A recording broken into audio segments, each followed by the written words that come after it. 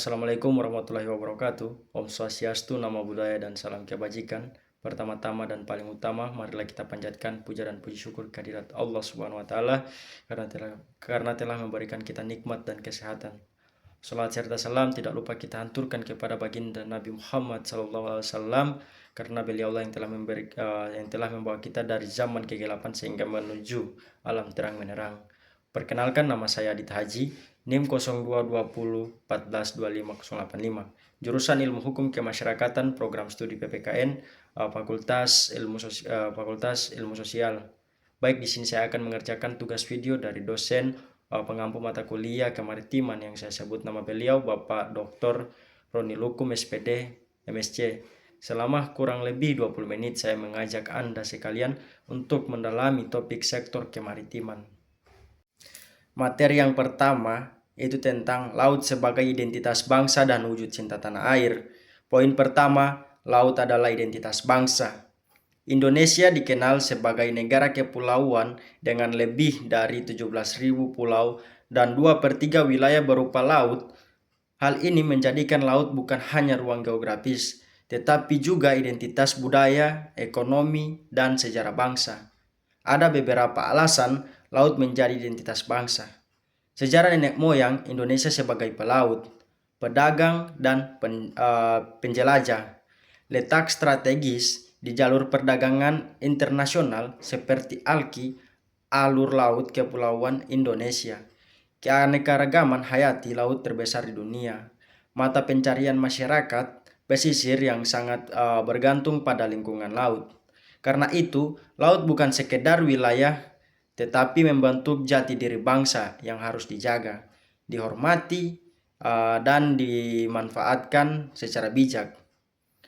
Poin kedua itu ada wajib menjaga kedaulatan dan keamanan laut. Sebagai negara maritim, Indonesia memiliki tanggung jawab untuk menjaga kedaulatan wilayah laut termasuk laut teritorial, zona ekonomi eksklusif, alur laut kepulauan Indonesia, perbatasan laut antara negara.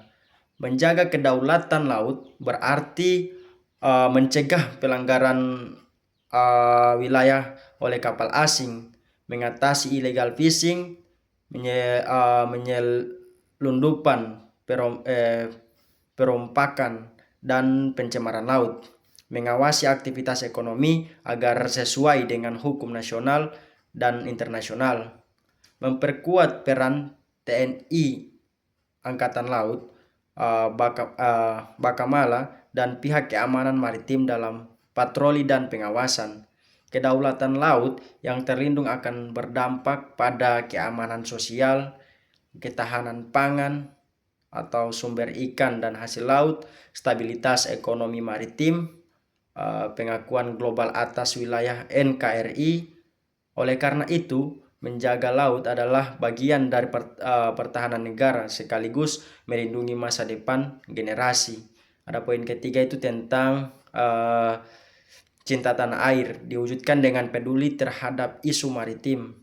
Cinta tanah air tak hanya diwujudkan melalui simbol atau seremonial, tetapi melalui kesadaran dan tindakan nyata dalam menjaga laut. Peduli terhadap isu maritim berarti mengerti masalah seperti pencemaran, abrasi, kerusakan terumbu karang, illegal fishing, dan konflik batas laut.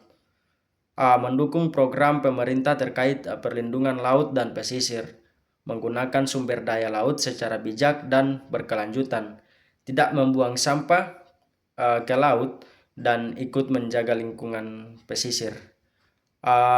Mengembangkan kesadaran di masyarakat akan pentingnya peran laut bagi bangsa.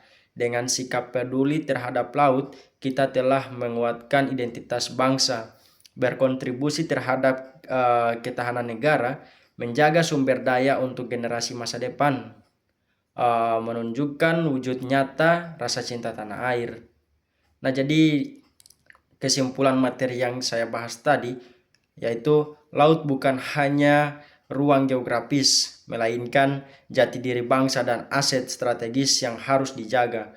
menjaga kedaulatan laut, memahami permasalahan maritim, serta bersikap peduli terhadap lingkungan laut merupakan bentuk nyata cinta tanah air dan kontribusi terhadap masa dan Indonesia sebagai negara maritim yang kuat. Materi kedua, penerapan sains dan teknologi di bidang maritim. Teknologi maritim ada GIS, satelit, dan sonar. GIS maritim adalah teknologi pemetaan digital yang digunakan untuk mengumpulkan, menyimpan, menganalisis, dan menampilkan data wilayah laut secara visual.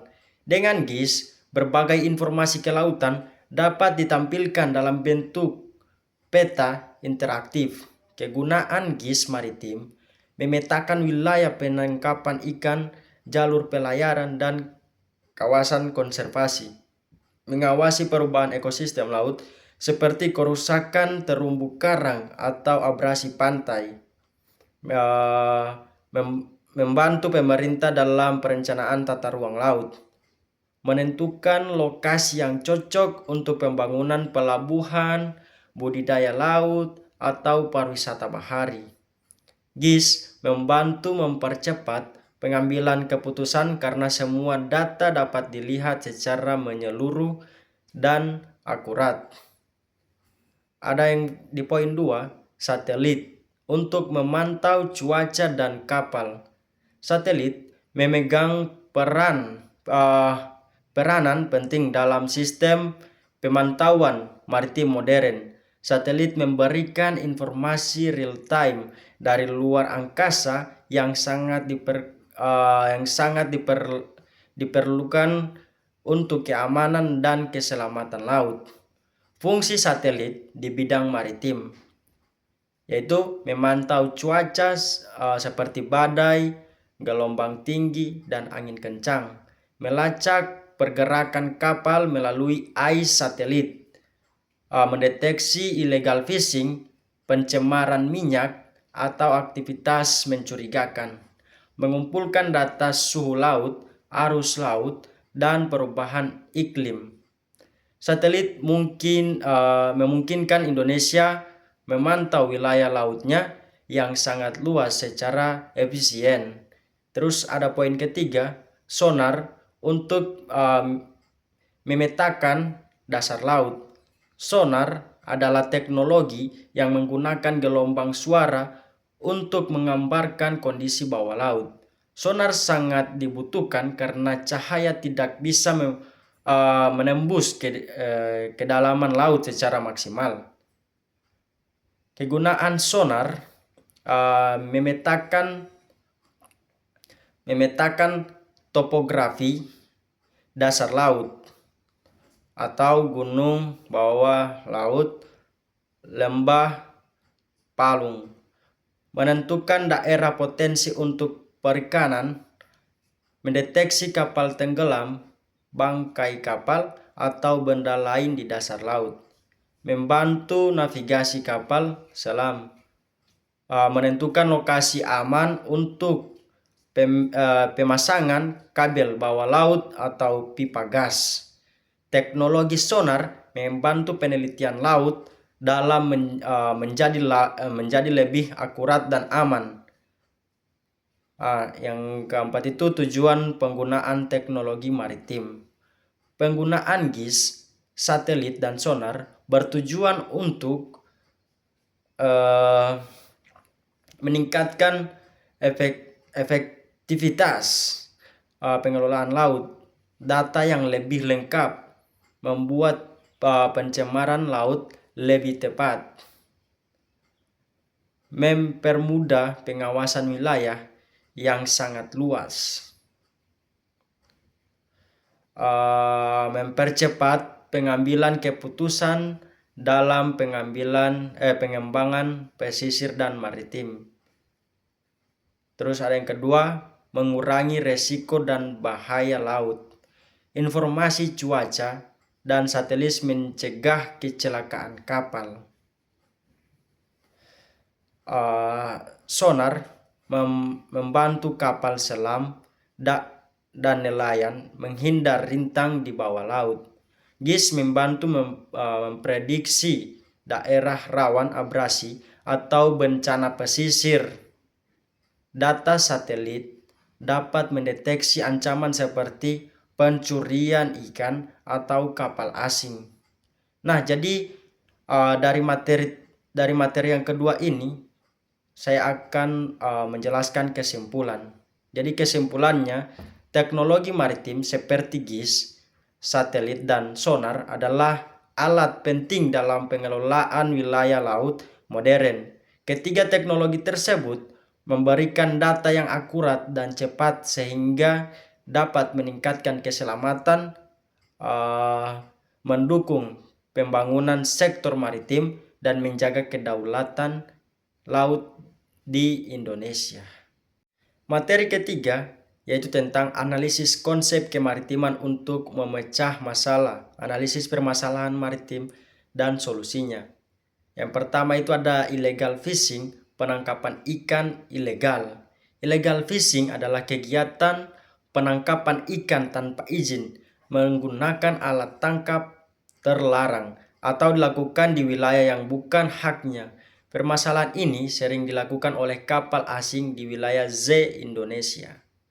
Dampak menurunnya stok ikan nasional, merugikan nelayan lokal secara ekonomi, merusak ekosistem laut, misalnya penggunaan pukat harimau, terus mengganggu kedaulatan negara. Pendekatan solusi ilmiah dan sistematis.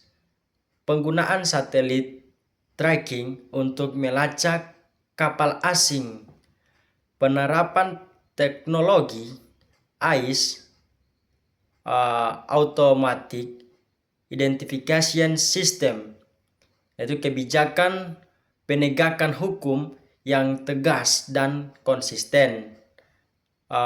Mengembangkan sistem pengawasan laut berbasis drone dan radar. Terus ada yang kedua itu pencemaran laut. Nah, pencemaran laut terjadi akibat masuknya bahan berbahaya ke laut seperti tumpahan minyak, terus ada sampah plastik, terus ada limbah industri, terus ada bahan kimia pertanian, terus eutrofifikasi akibat nutrien berlebihan. Dampaknya itu kerusakan biodata laut atau ikan, terumbu karang, plankton, menurunnya kualitas air laut, ancaman kesehatan manusia, kerugian sektor pariwisata dan perikanan. Pendekatan solusi ilmiah dan sistematis. Pemantauan kualitas air laut menggunakan sensor berbasis satelit. Mengembangkan teknologi bioremediasi untuk mengurangi pencemar. Kebijakan pengelolaan limbah oleh industri secara ketat. Edukasi masyarakat tentang pengurangan sampah plastik. Terus ada poin ketiga, konflik batas wilayah laut. Konflik batas wilayah adalah perselisihan antara negara tentang kepemilikan atau pengelolaan suatu area laut. Contoh kasus Laut Natuna Utara, perairan Ambalat. Terus penyebabnya yaitu klaim tumpang tindih pada Z. Perbedaan penafsiran hukum laut internasional, potensi sumber daya alam yang besar, kepentingan geopolitik dan perdagangan. Dampaknya itu ketegangan diplomatik, terus gangguan keamanan maritim, terus ada ancaman terhadap nelayan lokal, terus ada yang namanya pendekatan solusi ilmiah dan sistematis, penggunaan pemetaan GIS dan data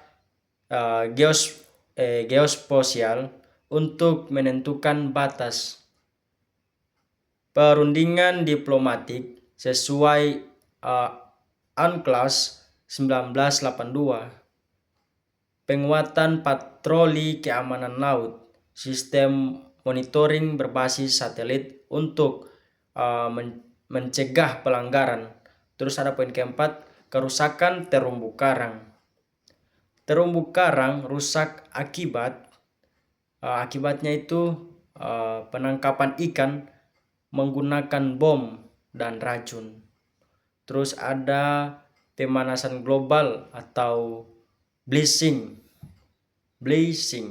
akibat pariwisata tidak ramah lingkungan, sedimentasi dan limbah. Dampaknya itu hilangnya habitat ikan, terus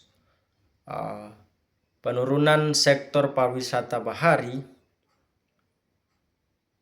berkurangnya keanekaragaman hayati laut,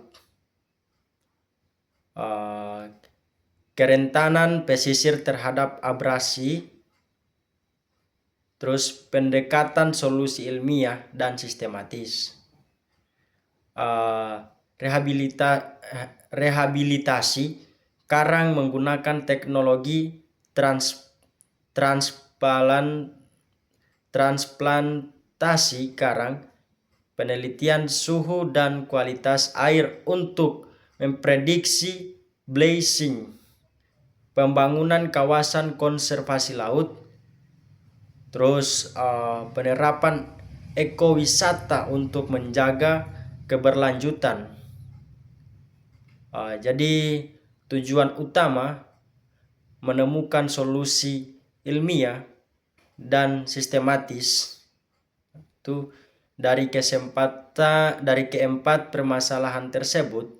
Tujuan pembelajaran adalah agar mahasiswa dapat, poin pertama, menganalisis penyebab dan pendekatan ilmiah, terus menggunakan data peneliti dan teknologi seperti GIS, terus satelit, terus sonar, GIS, satelit dan sonar. Terus ada data oceanografi, terus kajian hukum laut.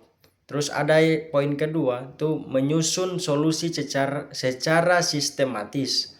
Solusi harus memenuhi langkah-langkah berikut: identifikasi masalah, pengumpulan data ilmiah, analisis dampak, terus merumuskan kebijakan atau teknologi yang tepat, melakukan evaluasi berkelanjutan.